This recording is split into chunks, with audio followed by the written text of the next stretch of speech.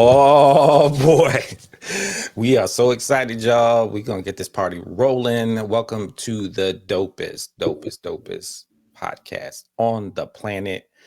And I'm not gonna even tell you why, because I explained it the last episode, but this one is gonna be extra special because I have a good friend and awesome creative that we'll be highlighting. If you didn't see from the intro, hopefully you were looking. But we're back to basics, a comic book podcast, and we do things a lot differently here. And we can't wait to showcase some of our newfound friends and family in the community. And we are geeked about the story of the people doing the storytelling, which is the most important part of a comic book. That's just my thing. And yes, the artwork is awesome, but this artwork in this art form in all its forms has allowed many of us to be seen and reflected on why we are who we are and why we are not seen at times. And it gives us strength in our imagination so we can confront anything in real life with a sense of character and role modeling. So this medium gives us our childhood back. Many of us are probably like, oh, I remember my first comic book. And so we want to bring back that nostalgia. And we can also become Professor X's of this literary and artistic masterpiece, right? So back to basics, passion for comics is unparalleled. We are committed to bring you great content and bring you access to the people doing their thing. So my name is Gen X. Y'all know me as the Papi Chulo of comics. That's just what it is. And I'm proud to be one of the co-hosts of Back to Basics. I'm a Gen Xer through and through from Brooklyn, New York, and my love for comics spans decades. But my recollection of this medium brings me back to my childhood all the time. So I love this community that allows us to do that and portal to and fro. And we have had the pleasure of guiding this ship for the past 2 seasons. So this season and this show today is going to be fire. So I hope y'all are ready. It's important for us to engage in the future without forgetting our past. And we approach this work with a purpose. So to examine, to re-examine, and engage in all things comics with a perspective that makes you go, That's such a Gen X term right there. Right. Some people may not know what that reference is. Go look it up. And now I'm going to pass it off to my brother from another mother, Tempos. It's your boy, the other co-host. So me, I'm bringing comics culture directly to you. You know how I do. We do it the Brooklyn way. I'm coming from New York, just like my boy Gen X, but I'm hailing in Florida right now. My thing is I like to read complete sets. I like to bring culture to you, make sure you're getting involved, not just with the covers, but the art, the story. And I want to make sure I bring all that to you. Um, Guys, please remember, involve yourself with us, comment, subscribe, like, make sure you're, asking questions. You want to see future shows, things like that. But let's get to the show, man. We do this the Brooklyn way, so let's get it.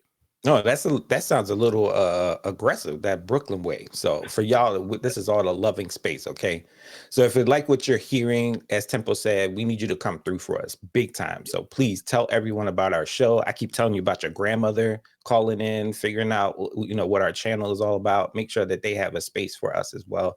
Call your cousins, your uncles, your aunties, whoever you need to, and make sure that they subscribe to our channel. Really want to make sure they engage with our show. So make sure Facts. you like, share, and most importantly, follow us on Instagram because we are very active on there.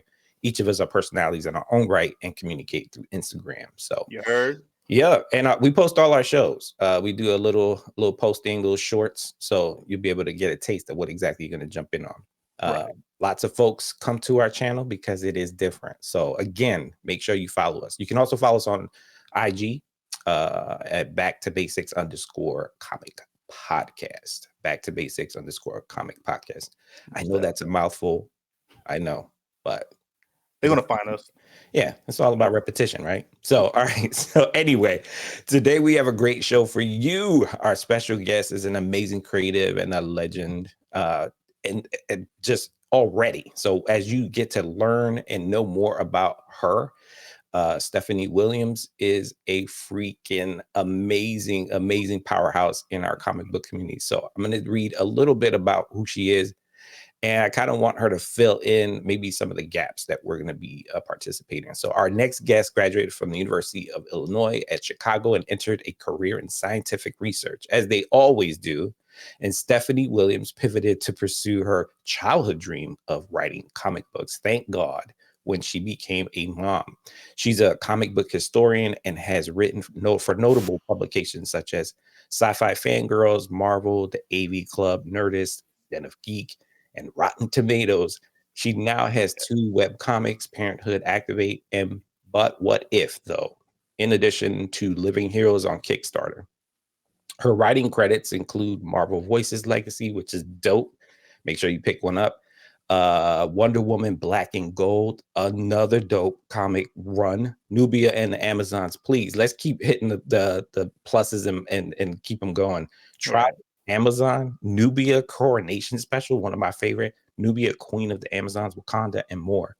So Stephanie has been a trailblazer for the past few years, with accolades praising her work and naming her a part of Adweek's 2023 Creative 100. She also authored one of my most pickups. I love this pickup, an encyclopedia of DC Strange and Unsung All-Star of DC Universe, with a foreword from James Gunn. So you're probably like really tight with James. But I also blame you, because that's exactly, he's going to pick probably your whole encyclopedia to make the whole universe. So I've read this twice, to be quite honest, and I loved it. And your layout and the significance of it, why you do it the way you do, is phenomenal, spot on. If you want to know what James Gunn is possibly doing for DC, pick this up right now. It's really good. And we're going to tell you how to do that. Stephanie will talk to us about what the best way to do it. You can get it all different sources, but definitely go to our website. And Stephanie has also dropped a new graphic novel, Moon Girl and Devil Dinosaur Wreck and Roll, this past month, which aligns with the original Disney TV show. So Stephanie also has a wonderful family. We were just chatting it up. And Stephanie enjoys spending time with her husband and son when she isn't reading or writing comics. And so she's been really busy, and I'm so thankful that she is with us today. So I am going to pull Stephanie in and make sure your placement is correct at the top, my queen. There we go. Wait a minute. Oh, Here we go. oh. Here we go. There we go. I think I have it. And Stephanie Wills, welcome to the show. Hey. We appreciate you. Thank you so much. I know you have a busy schedule, and you put this on your schedule as just someone who is amazing and dope. You've been at my con. It's great to see you again. And so we're just going to jump into it and just get this party started. And any Gen X references, you can go ahead and just pop them in if you like. So we're excited to catch up and get updates about what's happening now since the con, the Gen X con. So Yeah. You ready? Happy to be. Yes, thank you. I'm happy to be here. I'm ready. So tell us, we always like to jump in and talk about the identities of our creatives and talk about where they come from, where they're at. So tell us about your background, who you are, your upbringing, identity, and influences, what really matters to you. Everything Black. So I am living currently for almost over a decade now in Charlotte, North Carolina. But I grew up in Chicago. So South Side, South suburbs, in between those two areas, back and forth. So, I mean, I try to sneak something in every now and again that I can that's a Chicago reference that folks will catch. But for me, it is just making sure that what I didn't see, or what I wish that I saw in comics, more of it anyway, I provide that now. So sisterhood is very important to me, especially Black sisterhood. So that is something that I feel like reflects in my writing and what I try to bring. Also, I just love a good time. I want my stories to bring joy or any kind of emotion. So if that, is making you cry a little bit, then we can do that. Then making you laugh a little bit, we can also do that. And I'm also just very curious, hence the scientific research and why I kind of went into that. Because originally I thought I wanted to be a doctor, and I was like, "Ooh, but I like people, but not like that, not for their lives to be in my hand in that way." So that's how I kind of fell into scientific research, because again, just knowing some of the atrocities that were and still are against us or that we've had to deal with in the medical community and science community, just as Black folks. I wanted to be in that space to hopefully prevent some of that and call attention to certain things. But then my path kind of did a little bit of something, and my path led me to touch lives in a different way. And it's been in writing. So again, like comics have always been a part of my life. As early as my introduction was video games. So Laundromat, Marvel vs. Capcom, Nice. Storm. I'm pretty sure that Laundromat owner, if he is still with us today, probably hates the word typhoon because that's all I was doing was Storm all day long. Yeah. Typhoon. Yes. But that's what kind of made me pay attention to what was going on Fox Kids. So the X-Men, the reruns of X-Men animated series 92, Spider-Man, then of course like Batman and all these other shows, Justice League, and then eventually picking up a comic when I was at the thrift store with my grandmother and kind of getting into those things. And then eventually from that, falling in love with Archie comics because those were always at the grocery store. So they've just been, I don't know. Comics is just very special in a way that, in the same way that other periodicals work, like, magazines, you really get a snapshot of time. And because I love history so much, I just love that you could pick up a comic and really have a good idea of what was going on, just social wise, fashion wise, political climate. You can get kind of these snapshots from, these silly, funny, things that people sometimes don't take serious, but they should, in these comic books. So they've always held space for me.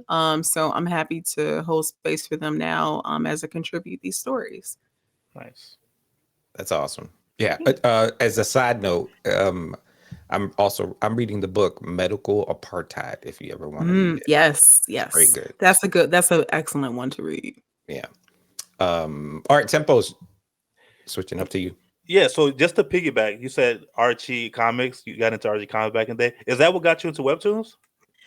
No, so what got me into Webtoons is my other love, which is of like anime and manga. So I don't talk about them Hey, as frequently, but Toonami, like that's what introduced me to anime. Like that was what was readily available. And then I started venturing to the weird kiosks in the middle of the mall and saying, "Hey, give me memories. I wanna watch that."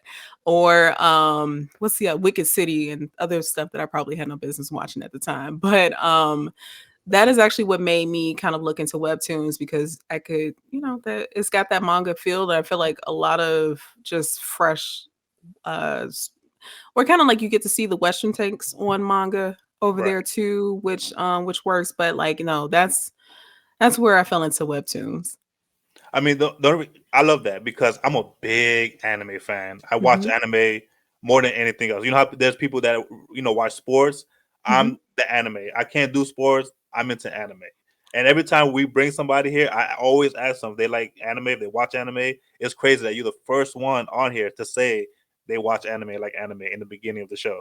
So I appreciate Yeah, that. of And, course. Yeah. and I read all your webtoons, the Dragon Ball Z one. Hmm. I read the Thanos texting Lady Death. That one had me dying. I definitely want to get that one out there because people need to read these webtoons. They're short, funny classics. They need to be out there even more. Thank you. You gave him life. You see this? Yeah, I know. I'm This seeing his face light up. Yeah, listen. lit up.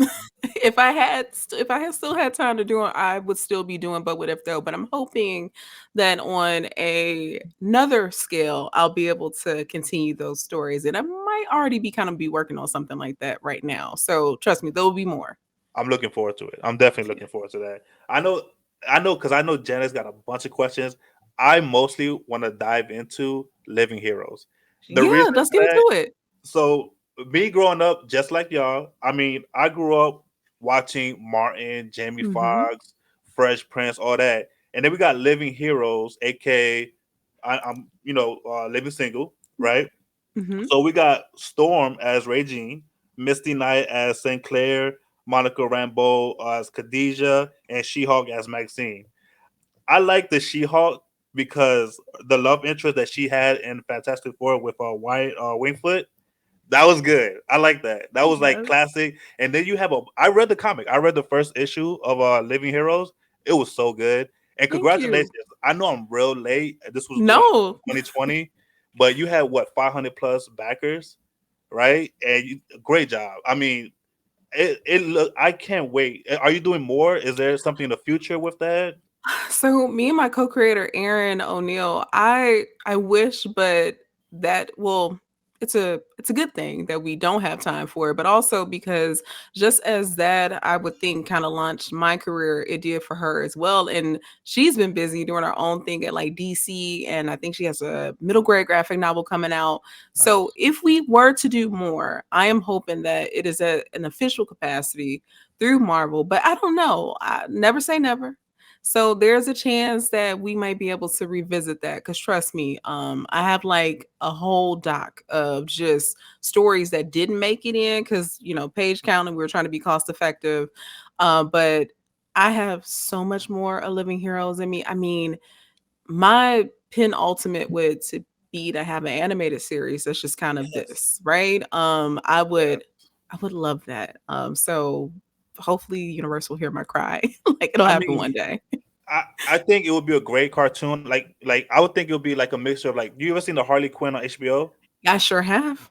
I feel like it would be like a raunchy type of Mhm. satire back to back. Where Yeah, you have Overton as Falcon, right? yeah, You have Kyle as White, and I love that, man. Because in the show, Kyle, and then you had what Maxine. They mhm, were together, and then you did the same thing, and they had their love interest in Fantastic Four when they was doing their thing. But yeah, everybody has to read that first page when they're in court, and Namor is on the stage, on the stand, and he's going back and forth with Fantastic, Mr. Fantastic. And in the comic books, they had their little their little thing on the side, whatever happens. But you threw that in there, and there's a bunch of characters you have in there: Wonder Man, um, Deadpool, Spider Man yeah. references. I love that comic. That needs to be a cartoon for sure. Thank you. I appreciate it. Yeah, I was like, I hope some of these deep cuts folks will catch them. But even for the Yep. folks who weren't aware of the deep cuts, I hope that they were like, oh, well, I think I want to know more about this. Right. And went to go find it out. Yeah, like that is always my goal whenever I'm writing that, whether new or old comic reader, that you find something that makes you say, I appreciate this character more, or I want to learn more about this character. Cause like I want more people to read comics. We need to bring this to like Queen Latifah, Yes. right? Yeah. We need to tell Yes. her like, hey, listen, this is the best opportunity for you to dip into the Marvel universe Mhm. and make just like shorts, like 50. You could make 15-minute shorts of these. I would even do the chibi version, or chibi version that, Disney has for some of their shows. I think they're like a minute long. Trust me. Yeah, I think, I can definitely write a short story, as I've gotten, like, a lot of practice in doing that. So I would be down. I would be down for anything. Hell, even 30 seconds. I don't care. man. I mean, you're good at the webtoon, so that's Thank all you you. need. 30 seconds, 1 minute. I mean, somebody's gonna pick it up. Yeah. How did that happen? I know, Janice, you had a bunch of questions, but how did that? What brought that story to life? Sure. Oh, okay. Well, it's not a deep one. I was rereading the Phoenix Saga, which is like over what 100 issues or so. So I was Nice. dead in the middle of that. And also at the same time, Living Single had finally made it on Hulu because that remember the black shows weren't really streaming like that. So Mhm. we were 2019, so we were getting to that part where we were starting to see the shows on the streaming services. That was one of the first ones. So I was reading. So I had this thing where sometimes I'll watch TV or have it on in the background while I'm reading comics, and I also had a little bit of an edible. So there's a lot going on, and I got to the issue of X-Men where they get back from Japan, or did they get back? I think they get back from Japan. I don't remember, but I just know they're at Misty Knight's apartment, and Crimson Red shows up, and they're just like the Phoenix or whatever, and there's a portal that opens, and Misty is just kind of left there because like they got to go handle whatever that situation is. Right. Because I completely forgot that Misty and Jean were roommates briefly, and I just always thought that was a really fun thing. So the thought then grew into, and I was like, man, but like Jean died, and like Phoenix Force, like the Phoenix Force isn't working a regular 9 to 5. Who's going to help her with rent? And then I thought about the fact that Storm, since the X-Men were already there, and Storm has, her ties to Harlem thanks to her dad. So I was like, man, what if she has a brownstone out that way? Oh, like what if Misty has to move in? And I was like, I love Monica Rambeau, so I'm like, I'll throw Monica in there. She could be a Khadijah type. And then I know that She-Hulk as Maxine is very obvious because they're both lawyers, but it's one that works because she has history with Monica all the way down, because they used to be on the Avengers together, and she's the one who had her back when Thor was tripping, when Captain America wanted to make her leader of the Avengers. So all these things are just kind of floating around, and I was playing around with what my next issue of But What If There would be.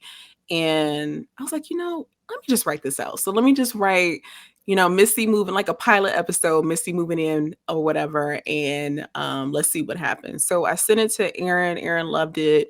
And next thing I know, it goes up I posted on Twitter. It does crazy numbers.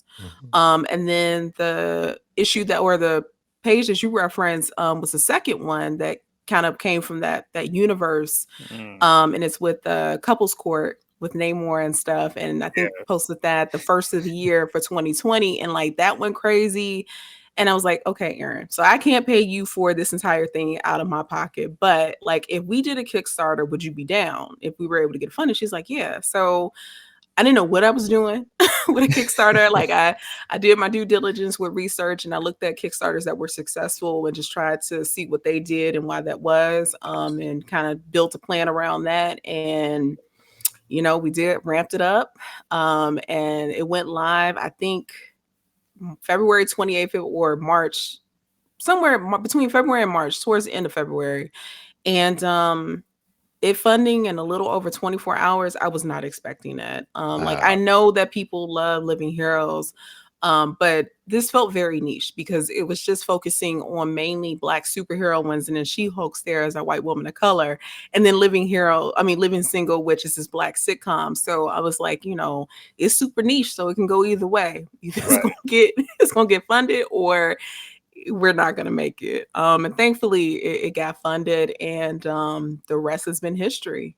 Nice. It's interesting. I don't know if you saw a friend of mine, DA, who's on here. We had watched the new X-Men 97. I saw that. Did you see that? Yeah, I sure did. I was like, oh yeah. I was like, Impact. Oh. So I think you were the inspiration for their connecting a different world piece. I hope so. That would be really cool if that was the case. I hope so. Yeah. So I think Marvel, pick up the phone, because you basically took Stephanie's stuff. Just hit me up. I'm right here. That's all. Yeah, exactly. Yeah, you did do you had published your article with X-Men back in the day. Mm-hmm. That's dope. How did I have questions, man? I have a lot of questions. Yeah. Go ahead, brother. About me, bro. No, ask away.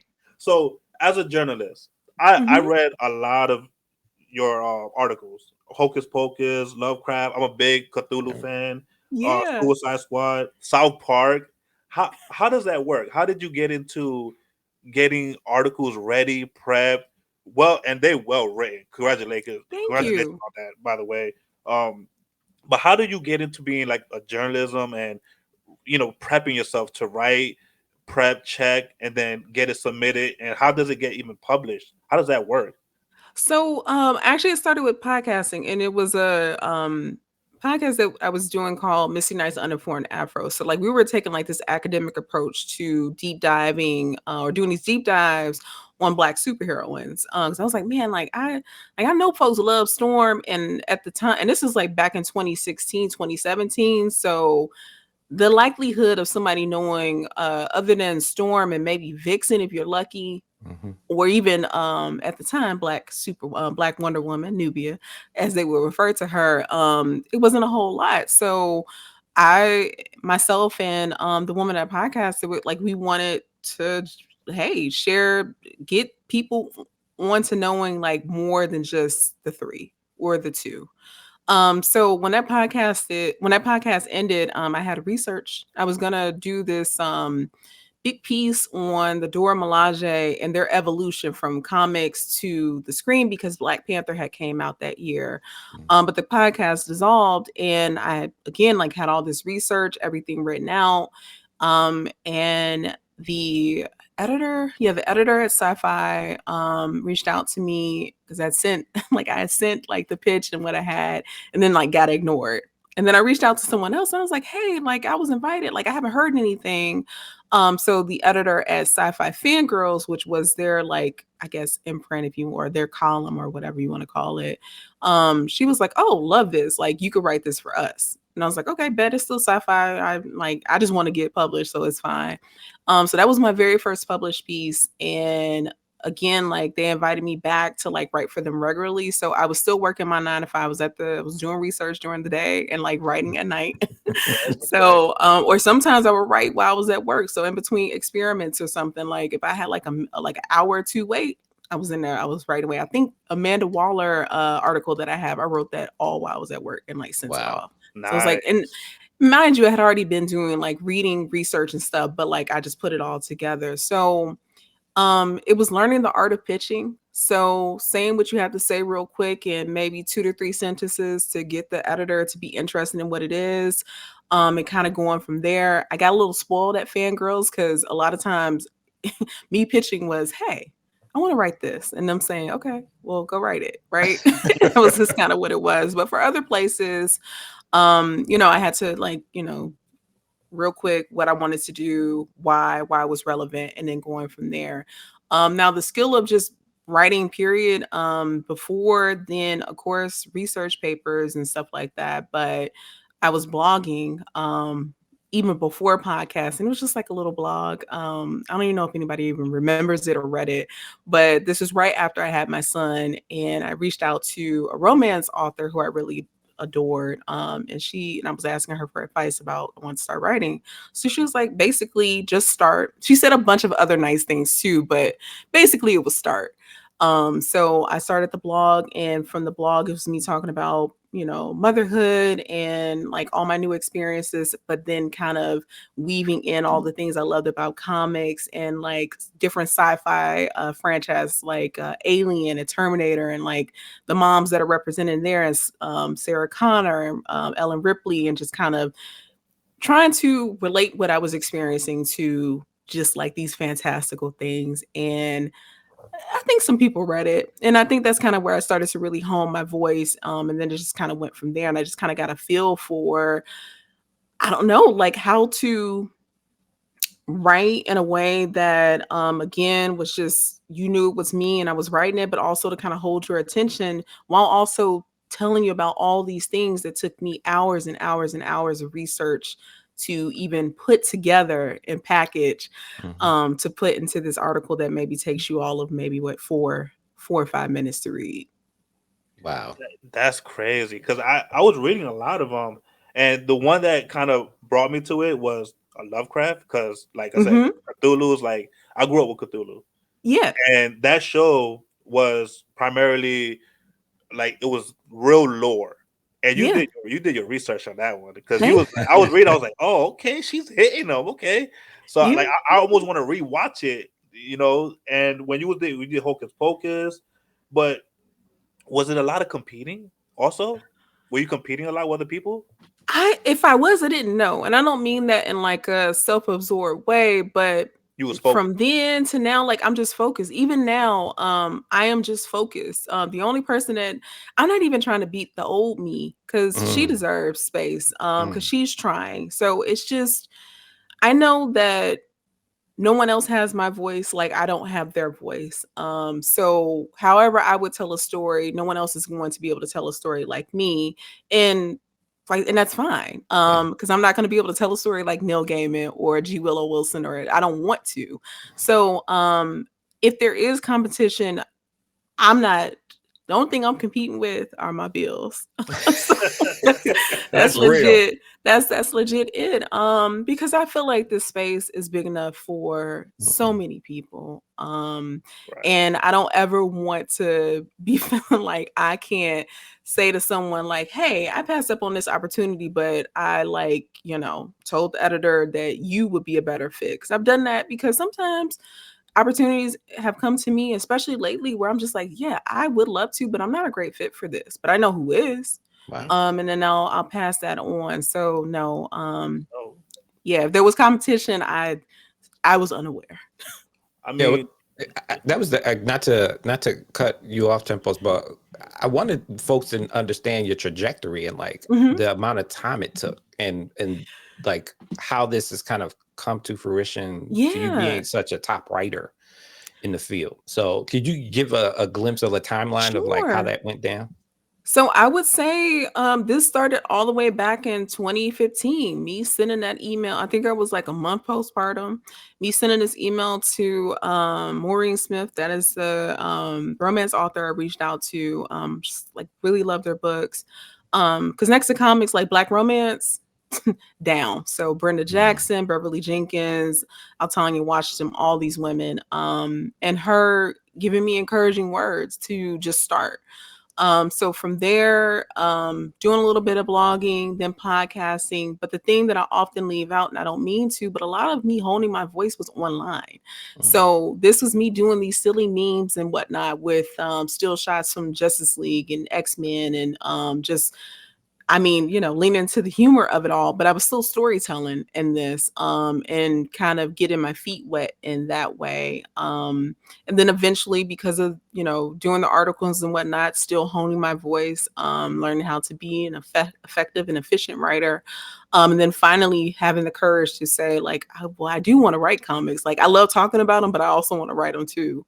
And I've kind of been doing that with these memes. So finally reaching out to Sarah Macklin, who's the artist on Parenthood Activate, and saying, "Hey, Sarah, like, you want to do a comic together? I can only afford a page, but like we can tell a story in a short time." And that was back in 2019. So this is all around the time I'm still working at the hospital, still, doing my research thing, and it wasn't until I think that no, 2018. So going into 2019 is when I finally decided to quit my job. mm, So I started working at this like at home security company or whatever. So I'm doing that while still writing articles and now making web comics. So Parenthood Activate, and I think eventually But What If Though came maybe a month or two later, and doing that. So all through 2019, working this new job, mm. writing articles still, writing comics when I can, and putting them up. And then that job I ended up leaving in October of 2019. And then I was gonna, because I have to hustle. I was gonna go get another job. My husband was like, "Well, no, like your writing has picked up tremendously." Mhm. So, and that's with you being 50% there. So let's see what happens when you're able to put 100%, 110%. mm, So like, don't rush into get another job. Like I can handle things while we see what happens. So I was right. like, okay, thanks. But also I still started driving Lyft on the side. I was like, I appreciate you, but I don't, I like the way that I am. I was like, I'm still going to drive Lyft on the side so that one, I can pay for the art and my car note. So like you can worry about everything else, because mind you, we also have a kid. Childcare is expensive. So Oh yeah. so that coming into the new year, unfortunately Fangirls dissolved in 2020. So we had the pandemic. The Kickstarter was successful. I'm still holding steady with my articles and stuff. And like we were doing fine financially, like it was okay. And then Fangirls was no more. Wow. Came November of 2020. And I was like, well, I'm not going back to where I was before. So I've been writing all these articles. Let me see if I can get staff somewhere. So trying to write comics professionally didn't really enter my mind until I want to say May 2021.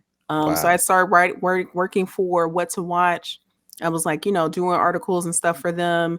And again, this is like a staff job. So like, 401k benefits, all of that. Right. And then something happened with that where I got moved to Games Radar, and some not so great things happened with them.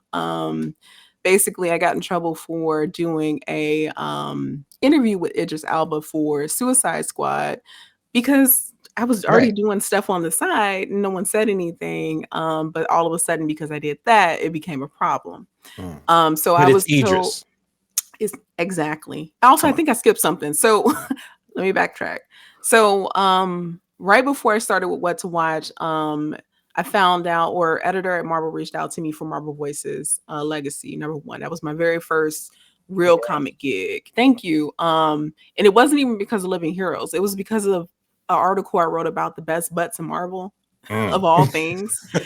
And they want to know who I wanted to write, and I was like, Monica Rambeau. They were like, you got 2 pages. I was like, oh, okay, well, let's make it Nice. work. So those 2 pages, I told a story where Monica's at this grocery store with her mom, She-Hulk, and Thor, because I was like, let's bring it back to our old Avengers for cast and kind of go from there. So now staff job, Marvel Voices is going to come out in February, and I was like, okay, this is great, but this isn't going to open the door for me to have a career in comics. So I'm still going to have to put my head down to the pavement and continue to work and try to get other opportunities. Vita Ayala was reached out to me. So if you're not familiar with Vita, they've written so much stuff, but I knew Vita from the wilds. And when I was doing the podcast, I had interviewed them and we had stayed in touch. I consider Vita a friend and vice versa. So Vita actually recommended me for a project that was going on at DC, and they were like, hey, would you be interested in like possibly writing something for DC? I'm like, absolutely. I just did this thing for Marvel. I would love to write something for DC. So Vito was like, okay, cool. Editor will reach out to you possibly. I was like, okay. So the week that Marvel Voices comes out, the editor from DC reaches out to me and we talk about Wonder Woman and a bunch of other stuff. And I'm talking this woman's ear off and I'm like, I'm so sorry, but like I love Justice League, and like we were talking about Justice League Unlimited, and we both had a shared love for that. And she was like, "Hey, like, so would you be interested in writing some Amazons?" I'm like, "Absolutely." So Wonder Woman Black and Gold #2, I was gonna have a story in that, and I was like, "Can I like include Nubia?" And she's like, "Yes, absolutely." I was like, "Okay, bet." So do that again, still working at this staff job or whatever, and then maybe a month after I turned in that script, the editor is like, Vita, you're gonna have a conversation with Vita. I'm like, okay, well that's great, but I don't know why Vita would want to talk to me about these 8 pages. Like, I appreciate it, but I'm like, I'm sure Vita has other stuff to do. But it was not about those 8 pages. It was about what I wanted to do with Nubia, because I didn't know that they were doing this. I didn't know they were doing a series, and I guess this was the big thing that Vita was talking about, but it didn't hit me that it would be something that I would have an opportunity to do so early on. Who am I? Like I just Mm. I just barely wrote something for Marvel, and I've written 8 pages for you all, but that was a tremendous undertaking. So Vita and I spoke about, my ideas and stuff for Nubia and kind of how to supplant her into the DC universe and what that will look like. So started working on the series, and then the thing with Idris and the problem with the publisher, not publisher, but the website I was with, and they basically told me like, okay, well, you can either stop writing what you're writing, all your extracurriculars, because I was also doing some stuff for Amazon on the side, or like keep your benefits and continue working with us. And I was like, Mm. well, bye. So I Yeah. left. Wow. Sent them I never sent a resignation letter so quickly because I'm like, I have not been busting my behind this long Yeah. for me to get so close to what I feel like was the breakthrough to stop because you all are dangling health insurance over my head. Mm-hmm. So I left and continued working on Nubia, continued doing some of the scripting stuff I was doing with Amazon Prime Video and YouTube. And so then that's 2021. Nubia comes out that following fall. So was October 2021. Nubia comes out, and then I'm starting to, hey, you want to write this? Mm. You want to write that? And it just kind of went from there. Next thing I knew, like, we're in 2024 now, and I think I have some 80 plus writing credits to my name. I've been Nice. Amazing. working. Amazing. Yeah, like I don't say no to anything. Well, I just recently started saying no, but I don't say no to anything, whether it's short or not. I do not care. What is important to me is to be doing something that is writing comics. That is what I do professionally. So whatever it is, I'm doing it. And I was scared, y'all. Like I thought that Mhm. after Nubia came, like that would be it. I would be hell. I thought for Marvel Voices Legacy, I would just do the Monica Rambeau story, and then like that would be it, and I would never write another thing professionally. I didn't know. I mean, even now, I'm working on 5 different things. And I still don't know if a month or 2 from now, like whatever that will be is my last thing. And that's the way I kind of treat things, is that I don't know. Because this industry is so unpredictable. So all I can do is put my head down and work. I'm But competing with time. you had a critical acclaim for those books too. Think Most of the time, you probably had your head down and Yes, trying to I do and work. yeah, so and that's the other thing, and I've had good friends, and also my husband tell me, like, "Slow down, like, you do need to smell the roses and the work that Mhm. you've done," but I'm not going I kid you not, even when Moon Girl came out, last week, I was like, "Okay, great, this is out. On to the very next thing," and I Yeah. don't mean to be that way, but I just feel like, right now I'm a Black woman writing comics. I feel like the moment I, like, rest on my laurels, then I'm just gonna be sitting there. There won't be another bus that comes. I wanted. Well, I wanted to say this. I mean, I know we talked in private about your encyclopedia. All your books. I picked up all your Nubia. I picked up Coronation. I did all that. And I will say that your writing is not just a like a walk in the park. It's intentional. It's Thank you. really well written for a Yeah. purpose. I mean, I would even say you going into the like these executive meetings and saying, "Well, can I put Nubia in?" It's pretty bold, and particularly since they're not probably thinking about it. So, Mhm. and for you to come in, and it's reminiscent of like folks like Dwayne McDuffie and folks that did stuff in My fave. Milestone. And they paved the way, but your stuff is I mean, your stuff is excellent. So definitely want you to, like your husband said, smell the roses and like pick your Thank head up you. from the, the writing, scribing nonstop. But it's important because I needed to let you know that. The reason why I said, hey, let's do this again is because, after I read your encyclopedia, which I know that was a work that kind of was really grueling. All last summer, I think we were even on vacation, and I was still kinda working on that thing. Like, I Wow. took some time, but, like, we got back and we were going, like, theme parks and stuff, so, like, so imagine, like, we're doing a 10-hour day at Universal, get back and it's hot, it's the middle of summer, coming back in, like, in the hotel room or wherever hotel we were staying in, and, I'm cracking open the laptop because I was like, "Okay, but, like, if I don't at least write X amount of words today, I'm gonna fall behind, and I can't do Mhm. that." But I know, as wild as that sounds, I wouldn't wanna be doing anything else. Like, I know where I came from. Like, I loved research, but the job that I had, due to the people that worked there was toxic. Mhm. Mm. It was gonna take me out of here, and I know what that is. Writing comics has changed my life tremendously. And I don't even mean just like financially or anything like that, but like I can work from home. I get to spend time with my child in a way that I wouldn't be able to if I was still working out of the house, or I was still in science. So I am fighting for this thing tooth and Mm. nail because it's in my grips now. Like good luck trying to pry it out. So because of that, I'm willing to make the sacrifices sometimes to put in the additional 2 to 3 hours in a day to get something done. Hurry up and get revisions done.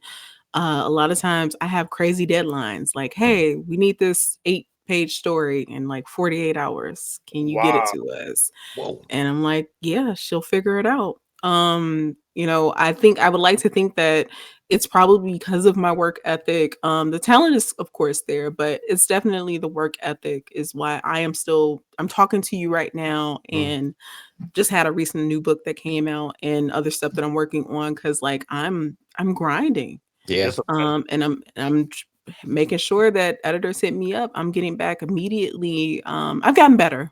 Like I said, like weekends, I was telling you, like I try not to work weekends. And so far I've been pretty good about that the last 8, 9 months now, every now and again, but I break that. But no, We you're appre- getting the email response from me, editor, like within an hour or two. wow. Nice. That's Well, some not to jump in, but Tempos, you want to jump in on Yeah. that piece that we've been clamoring for, because I think your work and the like the catalog of stuff that you've done is phenomenal. I know Tempos has highlighted the manga piece and the connections there and the articles, so you could see that progression. But I'm gonna flip it to my brother to ask the next couple questions. Yeah. So I know Gen X is gonna probably dip into this a little bit, but when you was writing Nubia, like you had an opportunity to create a new origin for her, Hmm. and you created characters. How did that work? Because you did kind of speak about the timeline, the deadlines, things, time frames, but bringing new characters into the Amazon, how did that work? Did you have to ask permission for that? How did that work? So not really. So then I didn't really get a lot of pushback. Now I don't really get a lot of pushback when I want to do certain things, but editorial was like, "Hey, we got to give her a new origin, so like have at it." So I was like, "Okay, bet." So I had her come through again because of research. George Perez's run Wonder Woman was one that I just kept coming back to because I felt like that is where I saw the Amazons at their core. Mm, And from that, I was like, okay, well, this is kind of where we should build Nubia. Because again, she's not Diana. So we don't look at Diana, who she is, and then build Nubia. We look at who the Amazons are as a whole, and we begin to build Nubia. And then his run, they have the Cavern of Souls.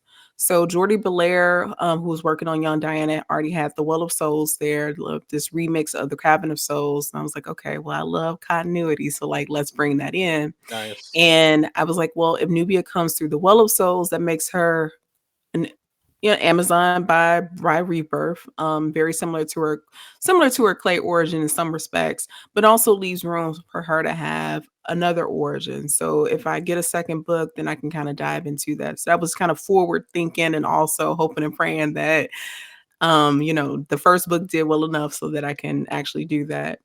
So that was that piece. But then introducing brand new Amazons, I was like, well, this book is called Nubia and the Amazon. So let's bring in some new Amazons so that we can get a fresh perspective of Themyscira through their eyes. So that was kind of like a storytelling thing to kind of introduce them. And then Bia came in. Bia is our Black trans Amazon, and her creation I don't want to say this in a way that sounds dismissive, but like it just felt natural. So I didn't even give it like we didn't even give it a second thought. Like it just made sense to do.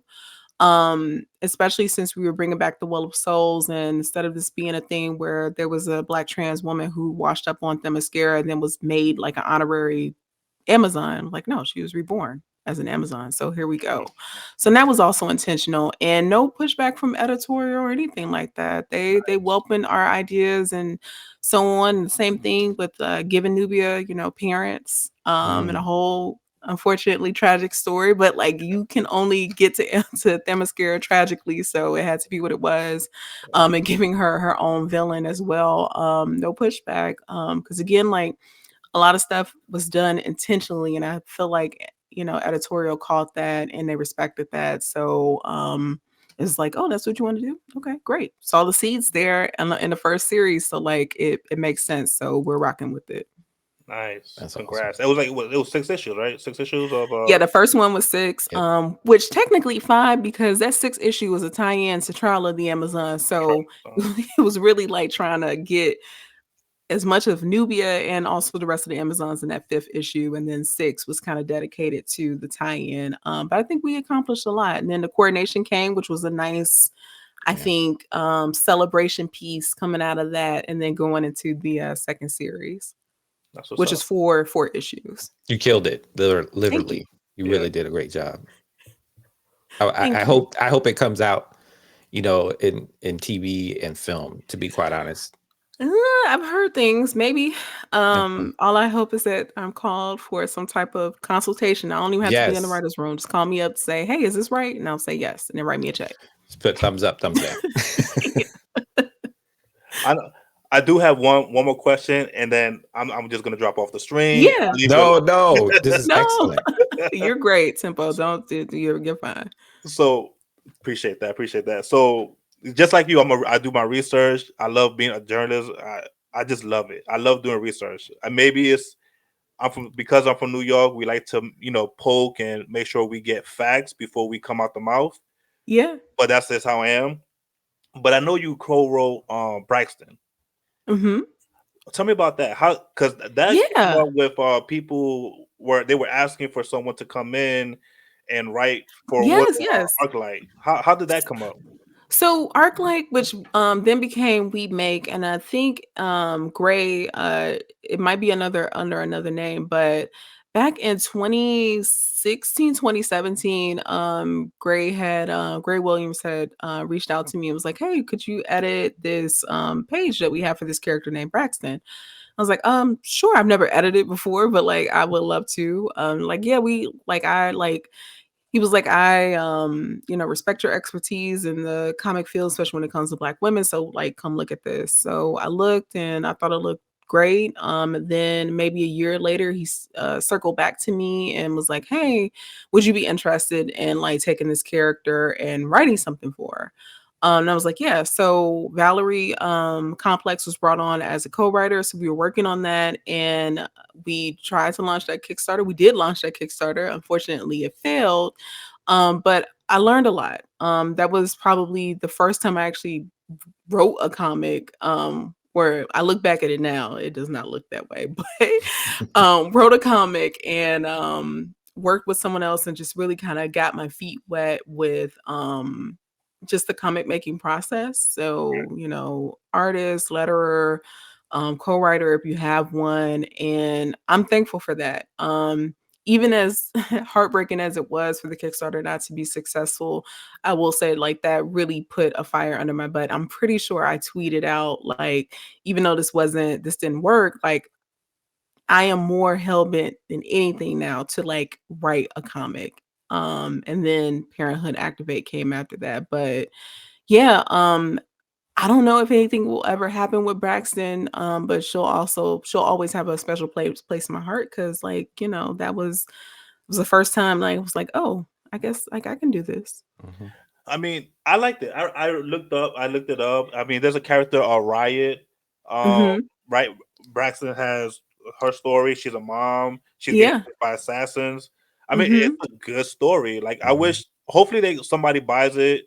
I hope However that so. works, and then it comes back because it's like one of those indie things that can come out of nowhere Yeah. and then just hit the screens Yeah. because everybody forgot about it.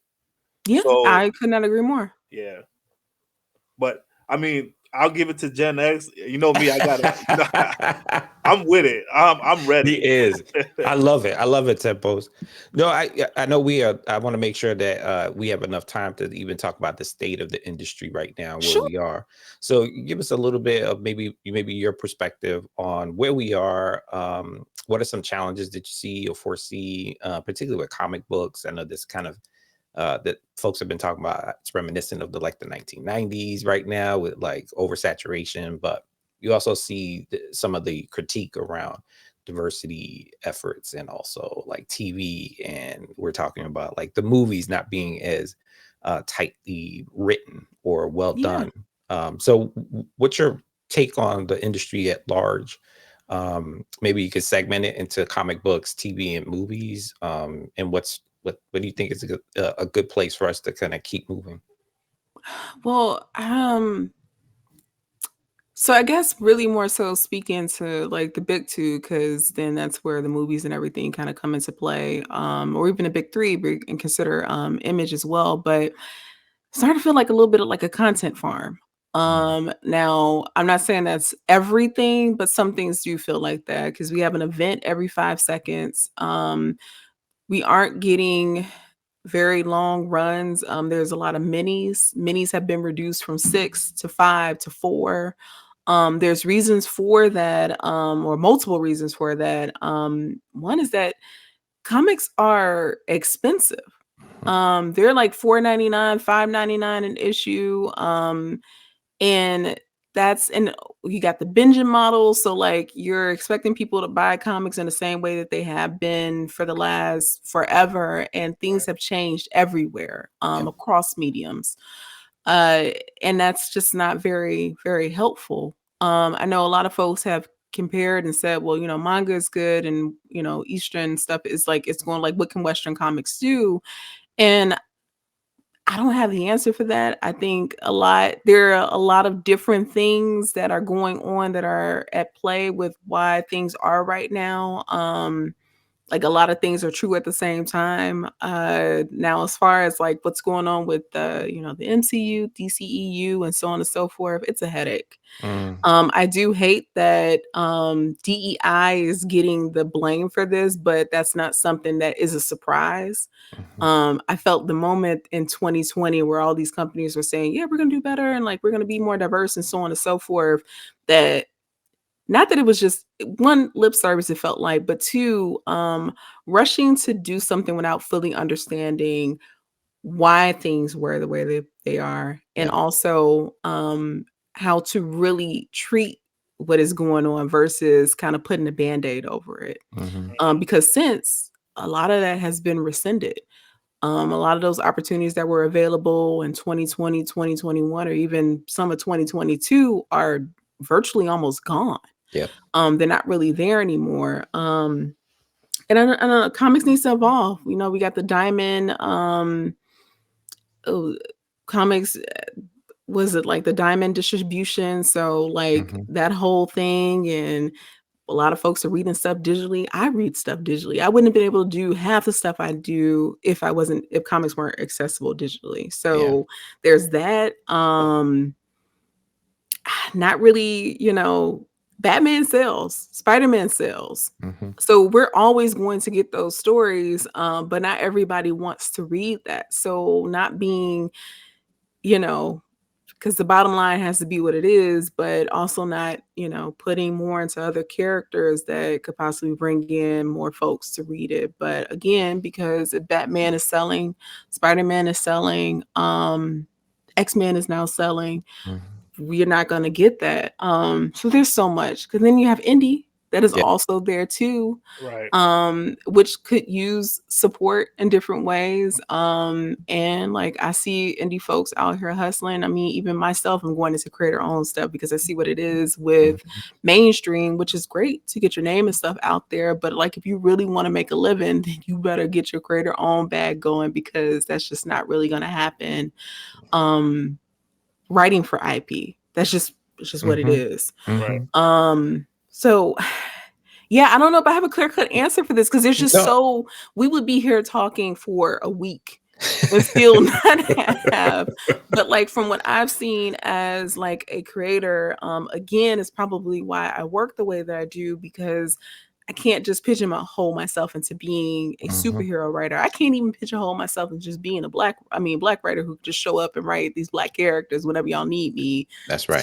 For like, February or Juneteenth or whatever. That's right. Which that's also hard too, to do that. But just trying to show that there's flexibility there, and whatever it is, I can write it.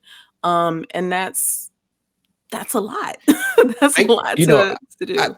Thank you so much for bringing that up, because a lot of my conversations around the whole DEI and the Disney thing that propped itself out, and people have snapshots. I point to the fact that if we just look back at history, right, representation has never been a primary focus. And when you think about DEI efforts, they're typically reactionary in ways that people make decisions without actually talking to folks who are actually in the work, right? Yep.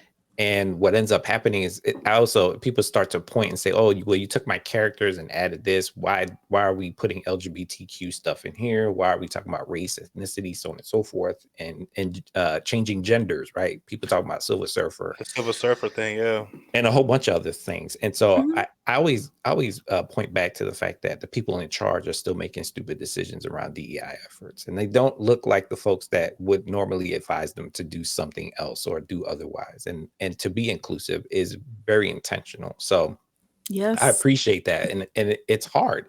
I think it's probably harder now because the pendulum has swung the other way and kind of this, with everything dealing with politics, which is, those are things that we Yeah. don't think about, right? Difference of Comics and Yeah. opinion. politics. Yeah. But historically, that's how it looks, right? That's how we Mhm. engage some of this work. I So, mean, Dwayne McDuffie had a piece that he wrote about I think it was Night Thrasher yep. and like the black guy on a skateboard and just kind of how I forgot the three the three things that he brings up, but like you got to look that article up, but there's three things that he mentions, and you'll often see those things play out for diversity inclusion that is not with any kind of intent. It's Yeah. just kind of this sometimes what feels like a cash grab.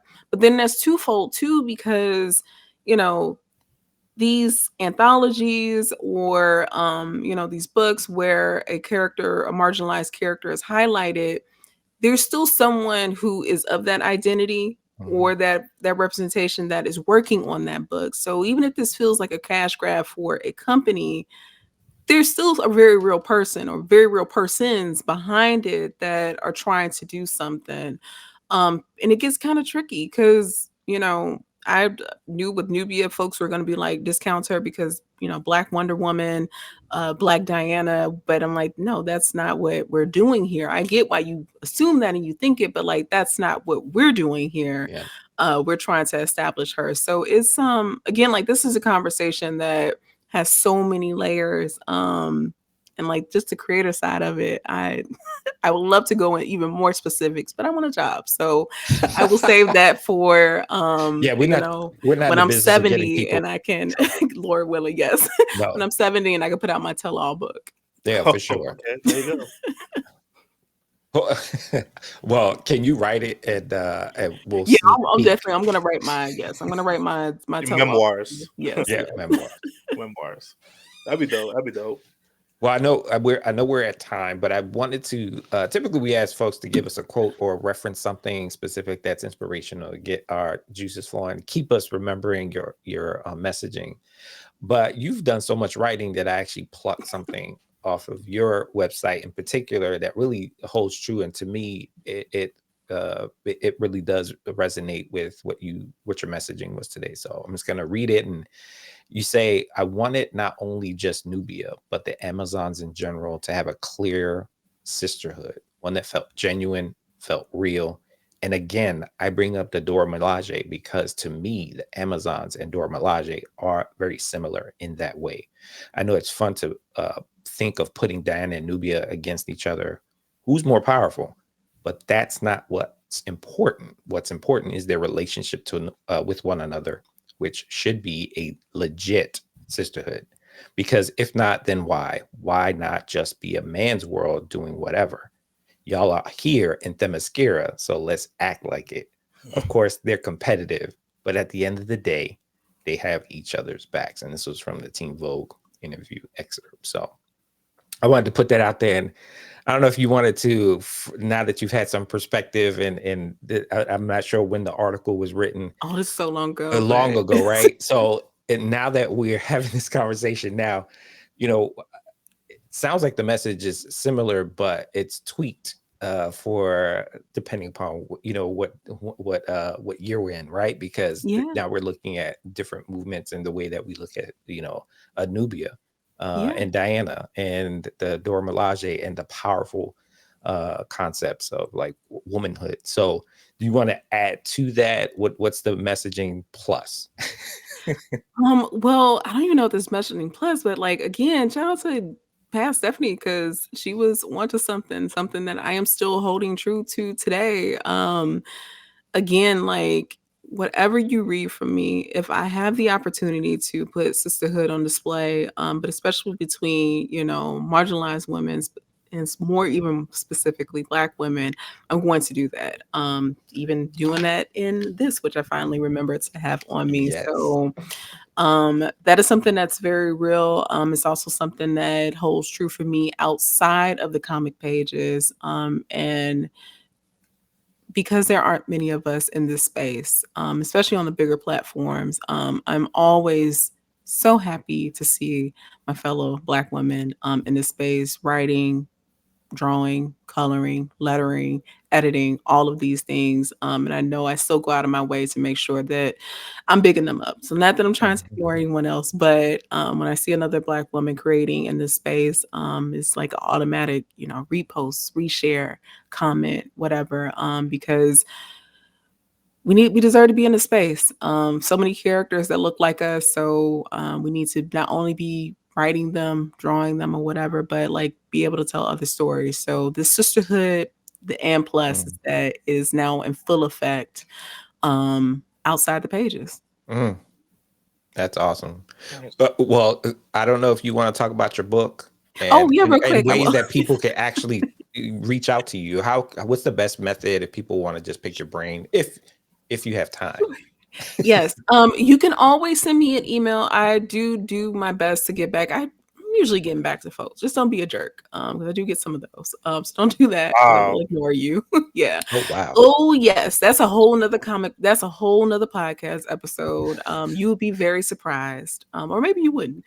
But you can reach me via there and whystuff.com. That's WHYSTEPH.com.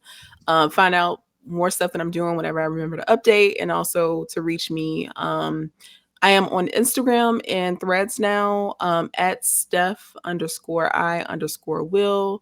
I am not on Twitter anymore. I'm so sorry, y'all. I had to leave at the beginning of the year. It was just doing too much. I needed my sanity. So you can reach me on there. And then as far as like buying my books, you can get them wherever books are sold. So your local comic book store or things like Moon Girl and the DC Unsung All Stars or Stranger Unsung All Stars. You can get that from Amazon, Target, Walmart, wherever. Where books are sold. And yeah, Living Heroes. You can still pick up physical copies of that. That is on my coffee website. Just go to my Instagram, go to the link in the bio. It'll take you to all those places. But yeah, and real quick, to plug Moon Girl and Double Dinosaur Wreck and Roll. If you love the animated series, then this is for you. It's based in the world of the animated series. The story actually is based on a story that would have been an animated episode. It just didn't make the cut. So you're not missing. You're getting a little bonus episode from season 1. So think of it that way. It's fun. It's roller derby. The sleigh train, the team that's featured in this, they were inspired by the Clovers from Bring It On. Really love that movie. So brought that energy back. But yeah, it's out. It's a middle grade book. So your second, third, fourth, fifth, sixth graders, whatever, or even you're an adult, you will still enjoy it. I tried to write it in a way that everyone feels welcome and entertained to read it. That's awesome. And let people know what cons they can find you so they can Oh, bring all yes, their yes, stuff with yes. you. So I will be at Momocon in Atlanta, Georgia. What is that? The 24th? Yes, the 24th through the 27th. So that's Friday through Monday. After that, I have Heroes Con, which is in Charlotte, North Carolina, June 14th through the 16th. I have another comic convention in Worldsboro, Pennsylvania, and that is for one day. And I believe that is August 6th or 7th. I hope that's right. Mhm. I'll be in Boise, Idaho for another convention. I'm blanking on that date. Rose City Comic Con, I'll be there. So whenever that is, that's in like September. I think it's the 6th. It's after Labor Day. So then I'll be in Baltimore too for Baltimore Comic Con 20th through the 22nd. I think I'll be at NYCC. So Wow. if I'm at NYCC, I will see you there. I should be because I think the announcement for my creator owned book will get announced then because that is on the way. Nice. And as you guessed, it's Black. It stars a Black family. And it's sci-fi. So that's as much as I'll tell you, or The much as best I of can both tell you. worlds. That's Yes. awesome. That's so cool. Well, Tempos, I don't know. I'm gonna flip it to you just to say your words, my friend. Listen, I got so much to ask. I I got so know. much. Well, you're gonna be in Baltimore Comic Con, aren't Yeah, you? yeah. We Yeah. Yeah, definitely so gotta pull do up a a part two. chair. Okay. Pull up a Yes. chair. Pull up a chair, come talk to me. I love talking to folks at cons. So like, yes. Because I'm pretty sure you'll have more by then too. I mean, right now it's like 6 more questions, but we can't. I'm not gonna push it. I mean, you already dipped into Neil Gaiman, so I understand that he's one of your storytellers that you like to Yes, read, yes. and you did something with Magic the Gathering. Yes. Like I said, I'm a big Magic the Gathering fan. I used to play, but like I said, we'll do a part 2 to this. We'll do a part 2. All Yeah, for right. sure. I'm Especially at looking forward Baltimore to Comic it. Con, we'll be there doing our thing as well, just to one catch up with folks that we wish we could see in person, like yourself, and just commiserating and connecting. You are exactly what this comic book world needs. Thank And I you. just want to reiterate that, like, you are an amazing creative writer and everything under the sun. And thank you for really centering us as BIPOC folks and really Of thinking about us. course. It's important. So, and really being an inspiration. So, yeah, we're just dedicating this episode for you. These are your flowers for today. I'm Thank glad that you. your husband is a reminder at times to say that you deserve them. But hopefully, I know we're semi strangers, but I hope you know that you've affected us in ways unseen, and hopefully when we see you in Baltimore, you'll understand why you're important to us. So we look forward to seeing you. I'm getting my hugs ready. So yes, I'm looking forward to it. Good. We'll Well, definitely be there. everybody, this is the episode that you all need to watch. Please support. Make sure that you are following Stephanie on her website. And so here it is again, www.ysteph.com. Really cool stuff. Make sure you support by buying and going everywhere and anywhere. Go to cons, support, and yeah, we're going to be looking forward to seeing you at all these cons. I get to see you in North Carolina as well, Yeah. and so this will be a good time. So on behalf of the Back to Basics podcast, me, Gen X, and Your boy Temples, guys. Remember, just comment, subscribe, ask us questions, follow us. You know what I'm saying? Get Yes. engaged with us because we want to make sure that we bring the most content to you guys. So we want to make sure we hear your voices. And then and definitely, follow your girl, Stephanie Williams, man. She's there. She's, like she said, she's gonna, you know, don't be a butthead though. You know what I'm saying? Like, Please. make sure you ask some cool questions, so she'll get back to you. Yes, yes, and she's a true person, like seriously, an amazing person, and so just we appreciate you wholeheartedly. So this is Back to Basics, a comic book podcast. We're gonna see you at the next episode, but today's episode we had the most amazing conversation with Stephanie Williams. So make sure that you check her out. All right, y'all. Tempos looks like he has another question. Any last words, Miss Yes. Williams? No, go read some comics or some Yes. manga, anime, do whatever. In fact, I just got into K-dramas. Go watch The Glory. Now you just dipped into a whole nother world with me. Yes. K-dramas. I got some stuff I'm gonna talk to you about. Oh, Stephanie, did you watch Blue Eye Samurai? I did. Okay. Watch the first season. I haven't or the first, whatever those first episodes are. But yes, Yeah. I've been watching. I What's was your not anticipating it, but it was yeah, it was pretty gory. Yes. Yeah, it was. What's your favorite anime?